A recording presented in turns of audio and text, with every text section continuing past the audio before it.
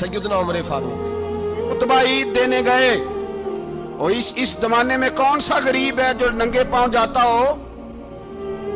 कौन सा गरीब है जो मस्जिद नंगे पांव जाता हो? लोगों ने तो 3 किस्म की चप्पलें रखी हुई हैं।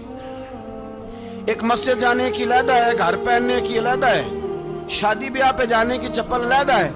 हजरत उमर फारूक रदी अल्लाह ताला अन्हु निकले ईद का खुतबा देने के लिए, तो बीवी से कहने लगे जूता। उसने कहा साहब इतनी दफा टूटा है अब गांठा नहीं जा सकता, इतनी दफा टूटा है कि अब दोबारा पेमंद नहीं लग सकते। तो हजरत उमर कहने लगे चल कोई अर्ज नहीं है, बगैर जूते के नंगे पैर ही चलते हैं, कोई अर्ज नहीं। तो कहने लगे लोग क्या कहेंगे? फरमाया चुप कर। लोग, जिस दिन उमर ने ये देख लिया ना लोग उसके बारे में क्या कहते हैं, उस दिन उमर उमर नहीं रहेगा। तो कहा फिर आपका नजरिया क्या है? फरमाया मेरा नजरिया ये है कि रब रसूल मेरे बारे में क्या कहते हैं। लोगों का क्या है? लोग कल किसी के बारे में कुछ कहते हैं और परसों कुछ कहते हैं। मेरा नजरिया ये है कि रब रसूल मेरे बारे में नंगे पैर उमर जा रहे हैं। कौन जी? मैं बड़ा माड़ा। अच्छा जनाब, क्या क्या गुर्बत है? 10 किस्म के जोड़े लटके हुए हैं कमरे में, और पहनने की फुर्सत नहीं। सवेरे क्या पहनना है, शाम क्या पहनना है, 15-15 सूट इकट्ठे इस्त्री होके लॉन्ड्री वाला भेज रहा है, और तू गरीब है। तू बहुत बड़ा गरीब है, इसलिए कि गुर्बत पैसों की वजह से नहीं होती, गुर्बत तो दिल की होती है। तू वाकई बड़ा गरीब है, और तू गरीब ही रहेगा। अमीर तो उमर फारूक थे, उमर फारूक थे जो नंगे पांव चले गए ईद की नमाज पढ़ाने। तो रास्ते में जो मिला कहने लगा उमर जूता तो पहन लो। फरमाया तुम्हें उमर का जूता ना पहनने का नक्श तो नजर आया है, कोई अर्ज नहीं। अगर उमर को कभी बताना हुआ तो वो वाला नुक्स बताना जो उमर की सीरत में पैदा हो, किरदार में पैदा हो, वो वाला नुक्स बताना। ये छोड़ो, जूते आते जाते रहते। नंगे पांव गए, पांव धोए, नमाज पढ़ाई, लौट आए। ओ भाई यहाँ तो हमारा बनाव सिंगार उतरना, जितनी तवज्जो कपड़ों की तरफ है इतनी तवज्जो कभी हमारी इल्म की तरफ होती ना, जितना जौक शौक हमारा बनाव सिंगार की जानिब है, इतना बनाव सिंगार कभी हमारा इखलाकियात की जानिब होता तो मामलात बड़ी हद तक संवरे हुए होते। हजरत सैयदना फारूक आजम रदी अल्लाह ताला अपनी जिंदगी को तरतीब दिया। एक दिन भी खिलाफत नहीं मांगी अल्लाह से। हजरत औफ बिन मालिक अशजई एक सहाबी हैं। हजरत औफ बिन मालिक रदी अल्लाह ताला अन्हु फरमाते हैं कि जनाब अबू बकर सिद्दीक का जमाना था, तो मैंने ख्वाब देखा। मैंने ख्वाब में जनाब उमर को देखा, और मैंने देखा कि कोई कहने वाला कह रहा है कि उमर वो है कि अल्लाह के रास्ते में कोई इसे जितना मर्जी बुरा भला कहे ये परवाह नहीं करता। किसके रास्ते में? बोले सारे। इसका मतलब है अल्लाह के रास्ते में लोग बुरा भला भी।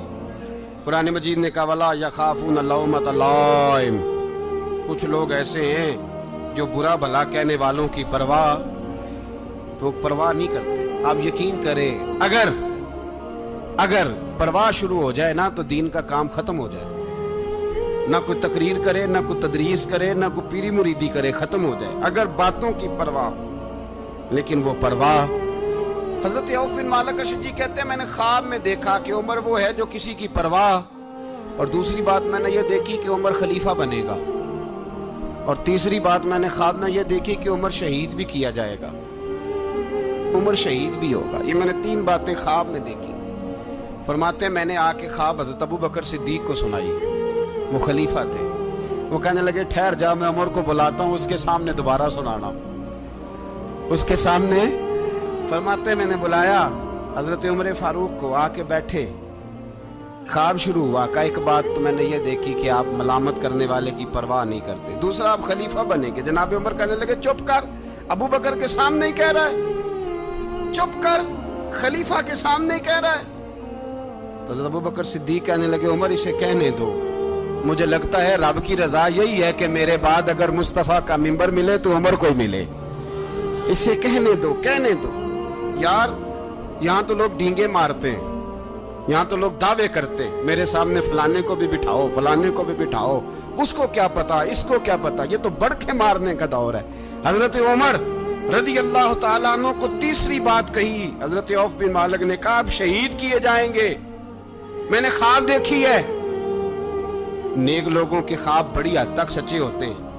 کہا میں نے خواب دیکھی ہے. تو حضرت عمر کہنے لگے شہید تو دلیر لوگ ہوتے ہیں, شہید تو دلیر, جسے سارا زمانہ دلیر کہہ رہا ہے وہ اپنے بارے میں کیا کہہ رہے ہیں؟ کہتے ہیں شہید تو دلیر, میں تو کاہل سا آدمی ہوں, سست آدمی ہوں, میں تو اتنا کام ہی نہیں کرتا. تو یہ خواب تو نے جو دیکھا ہے نا, پھر سے دیکھنا.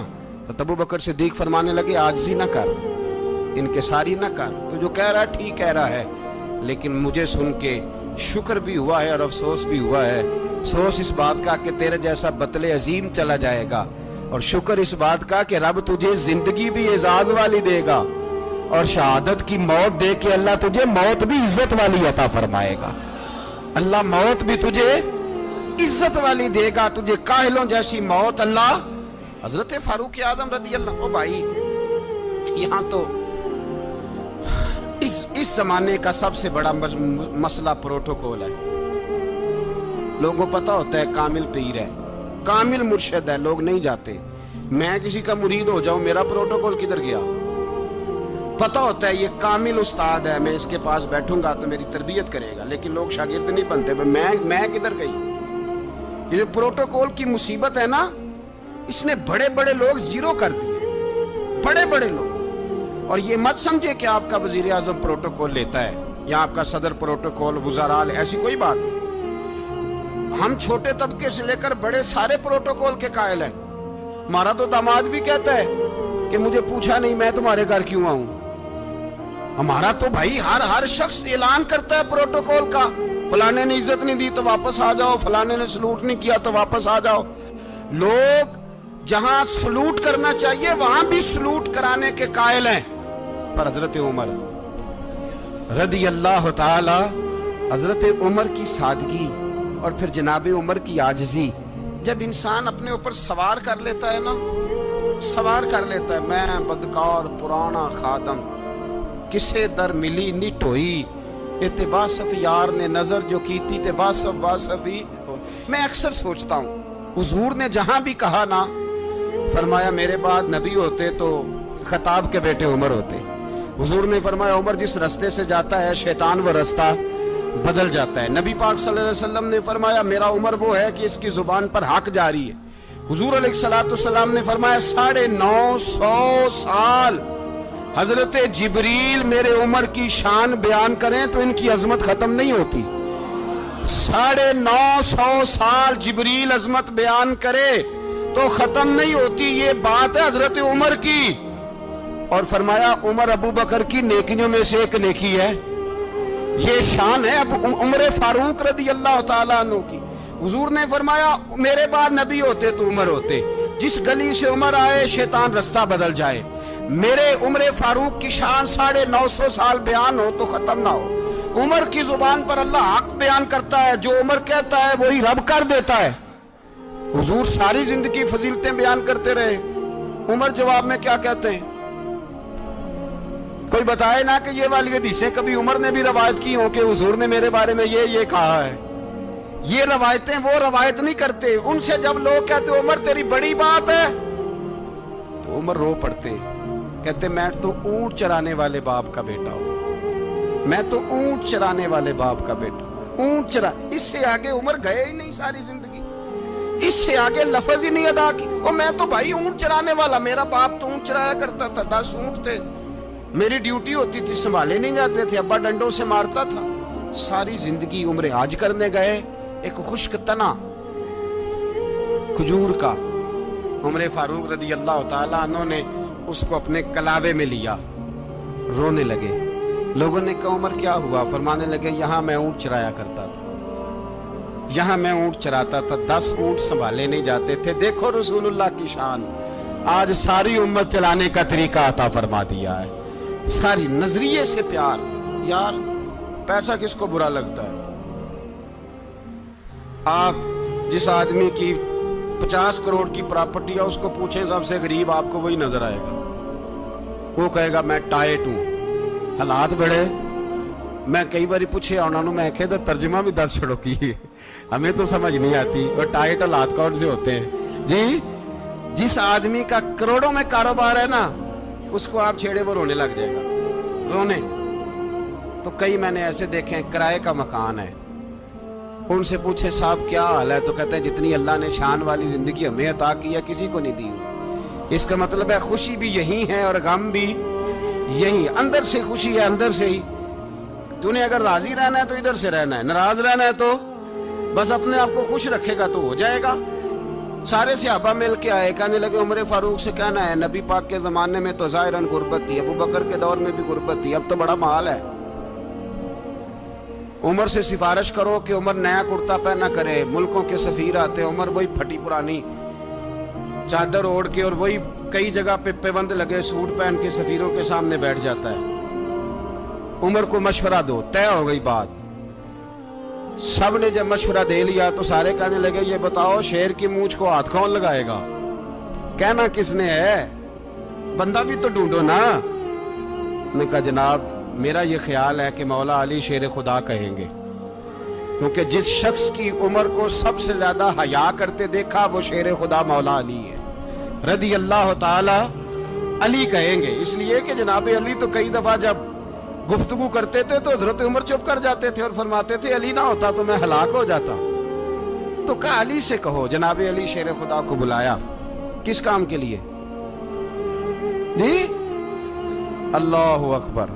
یہ ذرا اپنے اس دور پہ اس بات کو ذرا لاکا جناب ان سے کہیں کہ زیادہ نہیں، ایک کرتا نیا پہن لے، سفیر آتے ہیں وزیر آتے ہیں تو ایک کرتا نیا پہن لے۔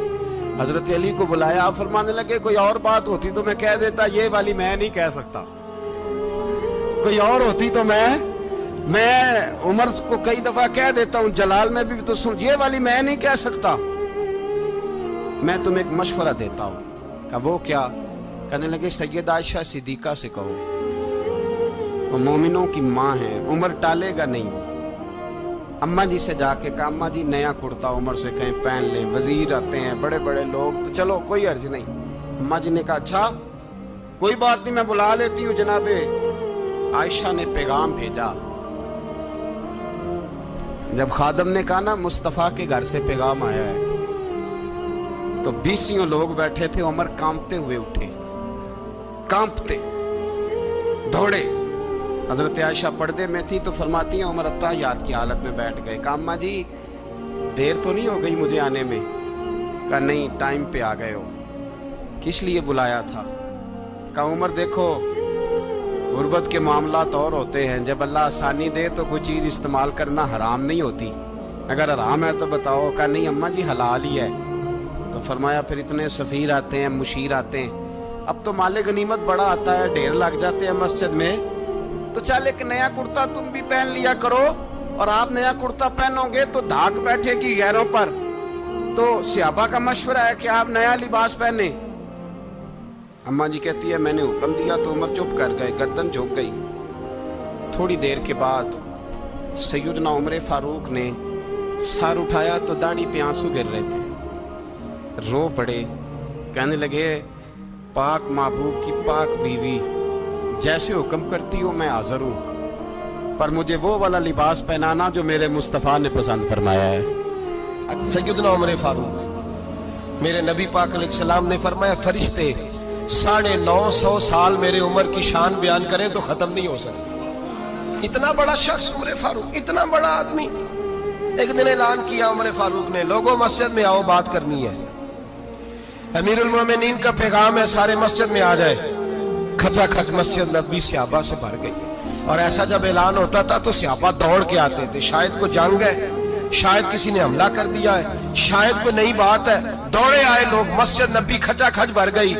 سیدنا فاروق اعظم رضی اللہ تعالیٰ عنہ منبر پہ بیٹھے، حضرت عبد الرحمن ابن عوف رضی اللہ تعالیٰ عنہ فرماتے ہیں کہ صحابہ تجسس کے دیکھ رہے ہیں کہ پتہ نہیں کسی طرف سے پیغام نہیں آ گیا، کوئی کافر حملہ نہیں کرنے لگا، اللہ جانے کیا ہوا ہے، بڑی پریشانی ہے۔ عمر بیٹھے اللہ کی حمد کی، نبی پاک صلی اللہ علیہ وسلم پر درود پڑھا، اور پھر عمر فاروق بولے، فرمانے لگے میں جب مکے میں رہتا تھا نا تو کبھی گھر میں قحط آ جاتا تھا، کبھی قحط آتا تھا گھر میں، بکریوں کے دودھ خشک ہو جاتے تھے، گندم نہیں ملتی تھی، پانی نہیں ہوتا تھا، تو فرمایا میری اماں مجھے خالہ کے گھر بھیج دیتی تھی۔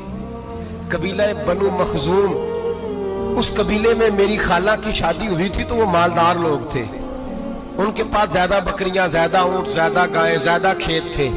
حضرت عمر فاروق فرمانے لگے میں ان کے گھر جاتا تو میرے خالو سمجھ جاتے کہ عمر کو اس لیے بھیجا گیا ہے کہ قحط آ گیا ہے۔ فرماتے ہیں وہ مجھے سویرے بکریاں چرانے لے جاتے، شام تک میں ان کی بکریاں چراتا۔ امیر المومنین عمر، ایک طرف مسئلہ یہ ہے کہ کیسر و کسرا کی دیواریں ہل رہی ہیں عمر کے نعروں سے، اور ادھر عمر منبر پہ بیٹھ کے خطبے دے رہے ہیں۔ فرماتے ہیں میں بکریاں چراتا، شام تک خالہ کے گھر جا کے مزدوری کرتا، اور فرماتے ہیں شام ہوتی تو ایک مٹھی کشمش مجھے دیتے وہ۔ آپ فرماتے ہیں میں بڑے قد والا تھا، ایک مٹھی کشمش ملتی ہے، کبھی ایک مٹھی کھجوریں، میں شام کو کھا کے سو جاتا۔ کئی مہینے یوں ہی گزرتے تو میری اماں کا پیغام آتا کہ حالات صحیح ہو گیا، میرے بیٹے کو بھیج دو۔ یہ بات کہی، حضرت عمر رونے لگے اور پھر کہنے لگے اب وہ وقت آیا ہے کہ لوگ مجھے امیر المومنین عمر کہہ کے پکارتے ہیں۔ بس یہ دو باتیں کی۔ عمر نے کہا چلو ظہر کا وقت ہو گیا، اذان پڑھو، اٹھو نماز پڑھے، اٹھو۔ اذان ہوئی، اقامت ہوئی، جناب عمر نے نماز پڑھائی، لوگ چلے گئے تو سیدنا عبد الرحمن ابن عوف دیگرانہ تھا جناب عمر سے، بازو پکڑ کے کہنے لگے عمر سیانا بندہ یار تو یہ دو باتیں سنانے کے لیے اتنا مجمع اکٹھا کیا تھا، یہ دو باتیں کہنے کے لیے کہ میں خالہ کے گھر جا کے مزدوری کرتا تھا تو ایک مٹھی کشمش ملتی تھی، ایک مٹھی کھجوریں، یہ کہنے کے لیے کہ میں بکریاں چرایا کرتا تھا۔ تو حضرت عمر فاروق رضی اللہ تعالیٰ عنہ پھر روئے، پھر آنکھوں میں آنسو آئے، کہنے لگے عبد الرحمن آج نا مصر شام سے کچھ لوگ آئے تھے اور وہ بتا رہے تھے کہ عمر تیرا ڈنکا وہاں بھی بڑا بجتا ہے، وہ مجھے کہہ رہے تھے تیرے نام کے وہاں بھی بڑے دبدبے ہیں، بڑے تذکرے ہیں۔ تو میرا نفس مجھے کہہ رہا تھا عمر دیکھا تو یہاں بیٹھا ہے اور وہاں تیرے نام کا شور ہو رہا ہے، مجھے اس نے بڑا کیا ہے۔ تو میں نے آج مصطفیٰ کے سارے غلام اکٹھے کر کے اپنی اوقات بتا دی ہے، میں نے اپنی اوقات بتائی ہے کہ میں کچھ نہیں، کوئی شے نہیں، کوئی چیز ہی نہیں، اسی کسے تے کچھ نہیں جے لگ دے، نہ کوئی ساڈا دردی۔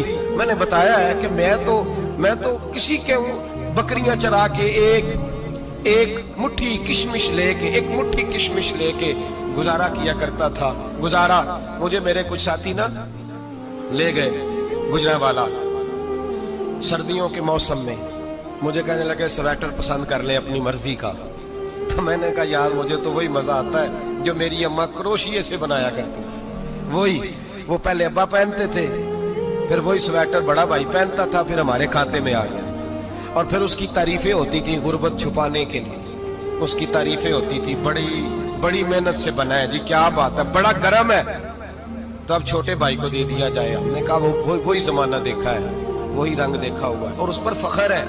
اب تو لوگ جب کچھ ہو جاتا ہے نا، 2-4 لوگ جاننے لگتے ہیں تو لوگ فٹافٹ دعویٰ کر دیتے ہیں خاندانی رئیس اعظم ہوں، بڑی بات ہے، ایسی کوئی بات نہیں۔ جس کو اپنا آپ یاد رہتا ہے اسے خدا بھی یاد رہتا ہے، جسے اپنا آپ یاد رہتا ہے اسے رسول اللہ بھی یاد رہتے ہیں، جسے اپنا آپ یاد رہتا ہے اس کی نظر میں دوسرے لوگ بھی کچھ ہوتے ہیں، میں عمرے کے لیے حج کے لیے جاتا رہتا ہوں، رب مجھے اپنے فضل سے بلا لیتا ہے۔ تو میں ایئرپورٹ سے نیچے اترا تو ایک صاحب میرے جاننے والے تھے، دوڑ کے آئے اور مجھے کہنے لگے کیا بات ہے، سنا ہے اس دفعہ آپ سعودی ایئر لائن سے آئے، سیدھا مدینہ شریف آئے، کیا بات ہے آپ کی؟ اور میں نے کہا صاحب چھوڑ دیں، میں بھی جب پہلی دفعہ آیا تھا تو میں بھی بڑا گھور کے ایئرپورٹ دیکھتا تھا، میں نے کبھی دیکھا جو نہیں تھا، میں بڑا گھور کے دیکھتا تھا، کوئی ایسی بات نہیں ہے، یہ نظام قدرت ہے، بادشاہ کے فیصلے ہیں، وہ جب چاہتا ہے جس طرح کے چاہتا ہے فیصلے فرما لیتا ہے، تو یہ اس کے فیصلوں کی بات ہے۔ ہم لوگ نا جس حیثیت پہ ہوتے ہیں وہیں رہ جاتے ہیں، پچھلی بات بھول جاتے ہیں، اس لیے ہم چاہتے ہیں جو بھی ہمیں ملے جھک کے ملے، جو بھی آئے، اور یہ میرا آپ کا سب کا مشترکہ معاملہ ہے۔ میرے نبی پاک صلی اللہ تعالی علیہ وسلم نے صحابہ سے پوچھا تمہیں بتاؤں جنت کے بادشاہ کون ہوں گے؟ جنت کے عام لوگ نہیں، جنت کے، بولیے گا ذرا، جنت کے اللہ بادشاہ، جنت میں تو جانا بڑی بات ہے، حضور جنت کا بھی بادشاہ، ابن ماجہ میں لفظ ہے، تمہیں پتہ ہے جنت کے بادشاہ کون ہوں گے؟ اور میرے مصطفیٰ کریم صلی اللہ تعالی علیہ وسلم کے غلاموں نے کہا حضور ہمیں نہیں پتا، تو حضور نے فرمایا جنت کے بادشاہ وہ لوگ ہوں گے جنہیں دنیا میں کوئی بھی نہیں جانتا تھا، جن کے کپڑے سادے ہوتے تھے، جو غریب لوگ ہوتے، جو سفارش کرتے تھے تو ان کی قبول کوئی نہیں کرتا تھا، جو کسی کے ساتھ جاتے تھے تو ان کو مانتا کوئی نہیں تھا۔ وہ جنت کے بادشاہ ہوں گے، بادشاہ۔ اور فرمایا قیامت کے دن جب لوگ انہیں دیکھیں گے تو ان پر فخر کریں گے، رشک کریں گے، کہیں گے کیا بات ہے تمہاری، یہاں تو شوق ہی بڑا ہے۔ غریبوں نے بھی پوسٹر بنائے ہوئے ہیں، ڈاکوؤں، لٹیروں، چوروں کی تصویروں کے ساتھ لگوائے ہوئے، اپنے آپ کو بڑا کرنے کے لیے۔ عاجزی اختیار کریں، عاجزی اختیار کریں، اپنے آپ کو مٹانے کی کوشش کریں۔ رب کریم کے بندے آگے بڑھ کے اپنا آپ دکھاتے نہیں، بڑا شوق ہے، پہلے فوٹو کھچا لو، باقی باتیں بعد میں ہوگی، پہلے ویڈیو بنا لو، باقی کچھ اور بعد میں ہوگا پہلے۔ اب تو پرسوں ترسوں مجھے ایک مولانا کہنے لگے کہ آپ سے میں نے، وہ یہاں جمعہ پڑھنے آتے ہیں کبھی کبھی، میرے دوست ہیں، کہتے ہیں آپ سے میں نے سنا تھا کہ اگر کوئی نبی پاک کا فرمان ہے، اگر کوئی نذرانہ دے تو اس کو لے لو، اگر کوئی تحفہ دے تو اس کو، حضور نے فرمایا لے لو، اگر تمہیں کو دیتا ہے اپنی مرضی سے، مانگنا منع ہے، کو دے تو لے لو، ورنہ ایک وقت آئے گا تم مانگو گے تمہیں ملے گا نہیں، جب کو دے تو لے لو۔ کہنے لگے آپ نے کہا تھا کو دے تو اس وقت سے میں، کوئی سوٹ دیتا ہے مجھے میری مسجد کا نمازی تو میں لے لیتا ہوں، کوئی مجھے کوئی اور شے دیتا ہے تو میں آپ سے سن کے، تو اگر میری مسجد کا نمازی سوٹ پکڑاتے ساتھ فوٹو بھی کھینچے تو پھر میرے لیے کیا حکم ہے، وہ خوشبو کی ڈبی دیتے ہوئے ساتھ فوٹو بھی کھینچے پھر میرے لیے کیا حکم ہے۔ کہنے لگے رمضان میں یہ حال ہوا ہے کہ لوگ کپڑے دے رہے تھے اور فوٹو کھینچ رہے تھے، کیا چکر ہے، کہاں چلے گیا؟ غریب آدمی کی عزت نفس کو کچل ڈالا پکڑ کے، ایک جوڑا سال کے بعد امام کو دیا، اس کی بھی تصویر کھینچ کے فیس بک پہ دے ڈالی۔ یہ ہماری